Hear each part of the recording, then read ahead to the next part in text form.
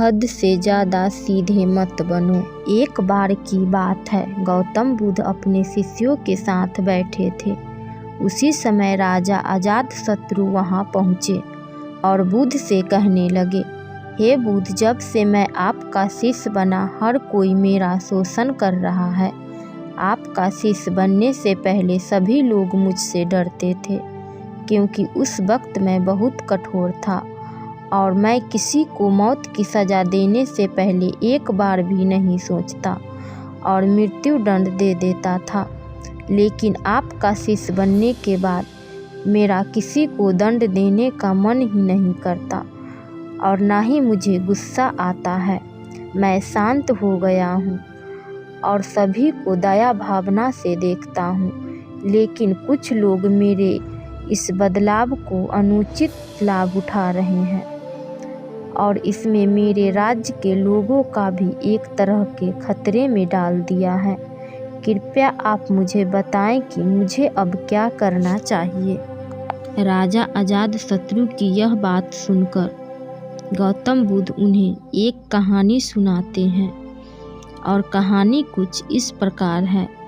एक बार एक बड़े पेड़ के नीचे एक जहरीला सांप रहता था। पेड़ एक गांव के पास में एक कोने में हुआ करता था। वहां अक्सर सुबह शाम लोग बैठक लगाते थे और खूब बातें करते थे। लेकिन जब उस पेड़ के पास उस सांप को देखा गया, तब से लोगों ने वहां जाना बंद कर दिया। लेकिन कुछ लोग तो जानबूझकर वहां सांप को देखने आया करते और उसे छेड़ा करते। अब उस सांप को जब खतरा महसूस हुआ तो उसने खुद को बचाने के लिए लोगों पर हमला करना शुरू कर दिया। वह सांप अब अपने क्षेत्र में लोगों का आना भी बर्दाश्त नहीं करता था, जिससे गांव के कई लोगों की जान जाने लगी। इस तरह पेड़ के आसपास जब भी कोई हलचल होती तो सांप वहां आ जाता और हमला कर देता। सांप की यह दहशत अब पूरे गांव में हो गई। अब लोगों ने बिल्कुल ही उस पेड़ के पास जाना बंद कर दिया। एक दिन एक साधु उस गांव से गुजर रहे थे। तभी उस साधु की नज़र उस विशाल से घने वृक्ष पर पड़ी, जिसके नीचे वो सांप रहा करता था। घने पेड़ को देख साधु के मन में विचार आया कि चलो वृक्ष की इस ठंडी छांव के नीचे बैठकर कुछ देर ध्यान लगाया जाए। उसी वक्त गांव के कुछ लोग अपनी गाय लेकर घर की ओर आ रहे थे। तभी उन लोगों की नज़र जब उस साधु पर पड़ी, जो कि उसी पेड़ की तरफ जा रहे थे। तभी लोगों ने उस साधु को सांप के बारे में सावधान करते हुए कहा कि आप उस पेड़ के पास मत जाना। वहाँ एक जहरीला सांप रहता है जो जरा सी हलचल होने पर हमला कर देता है और अब तक कई लोगों को काट भी चुका है। लोगों की यह बात सुनकर साधु मुस्कुराए और उस पेड़ की तरफ चल पड़े। जगह को थोड़ा साफ करके जैसे ही साधु ध्यान करने के लिए बैठे, तभी सांप हलचल सुनकर साधु के सामने आ पहुंचता है और फुफकारने लगता है। फुफकार की आवाज़ सुनकर साधु की आंख खुलती है और वह सांप को देखने लगते हैं। वह सांप की आंखों में देखते हुए एक मंत्र बोलते हैं और मुंह से फूंक मारते हैं। तभी चमत्कारी रूप से वो सांप साधु से बात करने लगता है। अब दोनों एक दूसरे की भाषा को समझ सकते थे। सांप साधु से कहता है, मनुष्य, क्या तुम मुझसे नहीं डरते? क्या तुम नहीं जानते कि यह मेरा क्षेत्र है और यहाँ आने की किसी की हिम्मत नहीं है? साधु ने करुणा से कहा, मित्र, इसमें डरने की क्या बात है? मैं किसी चीज़ से नहीं डरता, क्योंकि जब मैं जीने की लोभ ही नहीं करता तो मृत्यु से क्या डर। सांप साधु की यह बात सुनकर चौंक गया, क्योंकि सांप कि इससे पहले ऐसे लोगों से मुलाकात हुई थी जो उसको मारना चाहते थे या उसके डर से भाग जाते थे, लेकिन वह ऐसे व्यक्ति से कभी नहीं मिला था जो उससे नहीं डरता। सांप साधु से इतना प्रभावित हुआ कि वह साधु के चरणों में पड़ गया और बोला, हे प्रभु, आप बिल्कुल सही कह रहे हैं। आज तक मैंने जो कुछ भी किया अपनी जान बचाने के लिए किया। अपने क्रोध के चलते न जाने कितने निर्दोषों की जान भी ले ली है।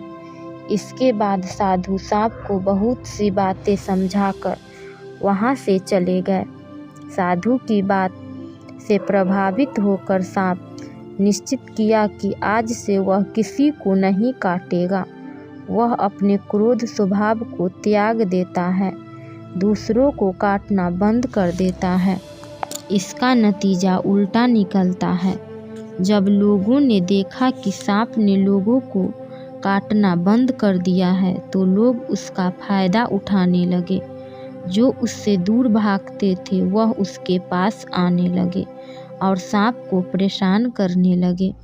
बच्चे उस पर पत्थर फेंक मारने लगे, जिससे सांप आए दिन हमेशा परेशान और घायल रहता था।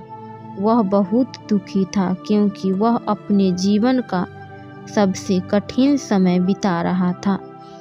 एक बार वह साधु फिर से उस गांव में आए। वह उसी पेड़ के नीचे बैठ गए। तभी साधु की नज़र जब दयनीय हालत में उस सांप पर पड़ी जो उसी पेड़ के नीचे।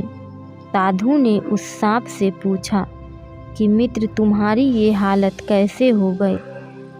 इतने घायल और इतनी दयनीय स्थिति में कैसे आ गए? सांप ने कहा, जब से आपने मुझे अपने हिंसक स्वभाव को छोड़ने के लिए कहा, तब से निश्चय किया कि अब मैं किसी पर हमला नहीं करूँगा।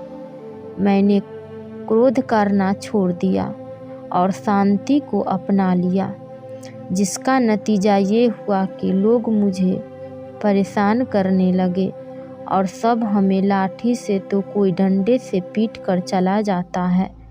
सांप की यह बात सुनकर साधु ने कहा, मित्र, मैंने तुमसे कहा था कि बेवजह दूसरों को मत काटो, लेकिन मैंने तुम्हें तुम्हारी आत्मरक्षा के लिए हमला करने से नहीं रोका था।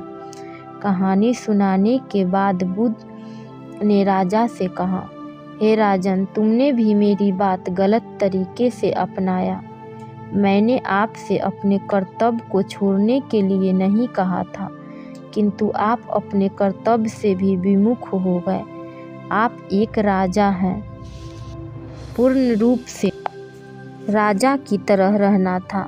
तुम्हें सिर्फ अंदर से साधु की तरह रहना था और बाहर से राजा की तरह, ताकि ज़रूरत पड़ने पर खुद की प्रजा और राज्य की रक्षा कर सको।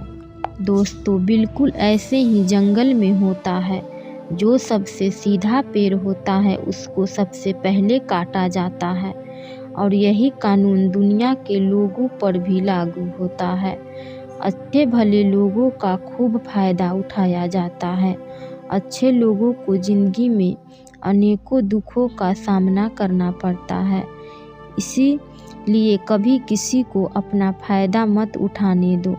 लोगों को उनकी मर्यादा में रखने के लिए खुद को परिस्थिति के अनुसार बदलना सीख जाइए, अन्यथा आपका हाल भी उस राजा और सांप की तरह हो जाएगा।